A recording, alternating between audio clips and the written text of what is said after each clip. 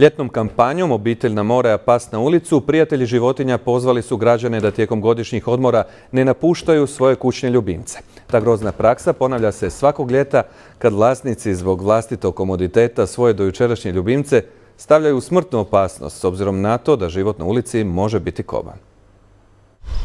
Ljetna šetnja Mješanke Pite i Sandre, njezine vlasnice, zajedno idu i na more. Tražili smo iz agencije da nam daju apartmane koji isključivo dozvoljavaju pse i našli smo bez problema, nije uopće nikakva frka. Pitin život ipak nije bio idiličan. Pronađena je izgladnjela i bolesna, no sada je u sigurnim rukama. Imati psa je obveza i odgovornost na koju pojedini vlasnici zaborave u ljetnim vremenima i tada jednostavno napuste svoje životinje. Meni je to prestrašno, ne mogu uopće zamisliti iz kakvih su to povoda uopće ti ljudi onda nabavili psa da bi ih tako lako mogli napustiti i otići negdje na 2 tjedna godišnjeg i onda ostati bez psa. Ljubimci koji završe na cesti ostaju sami i preplašeni. Napuštenim životinjama kada se nađu na cesti prijeti itekako velika opasnost. Ako i prežive udarce automobila, ranjavanje, vrućine, glad, žeđ i sve ostalo što ih može naći na ulici, onda dolaze u sklonište, ali nažalost to nije baš neka sreća. Jer skloništa su inače pretrpana, a zbog nemarnih vlasnika ljeti još i više. Nažalost, bili su došli kod nas sa psima i rekli su im ja se ne mogu više brinuti za njega, evo vam ga. I to je kažnjivo. I to sa 15.000 kuna. No iz udruge upozoravaju, zakon se ne provodi, zato i vlasnici tako olako napuštaju svoje životinje. A životinje koje ne završe u roku od 60 dana u skloništu ili nečijem domu čeka smrt.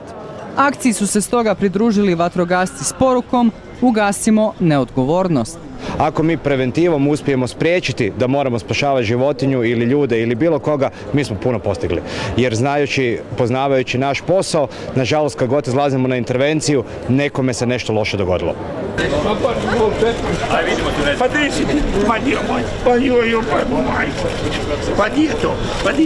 Zagrebački gradonačelnik Milan Bandić, koji je također vlasnik psa, u jeku predizborne kampanje nudi srdačno rješenje. Svatko ko ima kućnog ljubimca, a ne prime ga u azil naš dole, kad ide na godišnji, ili novinarka ili bilo ko, neka ga dopeljaruju Bužanovu 4, ja ću ga na 4. katu držati kod sebe.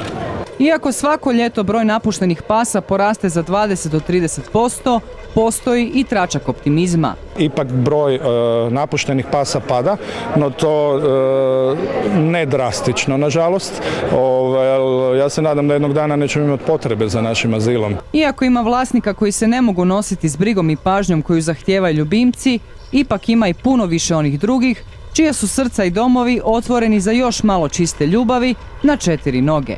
Mirna Brekalo, N1 Zagreb.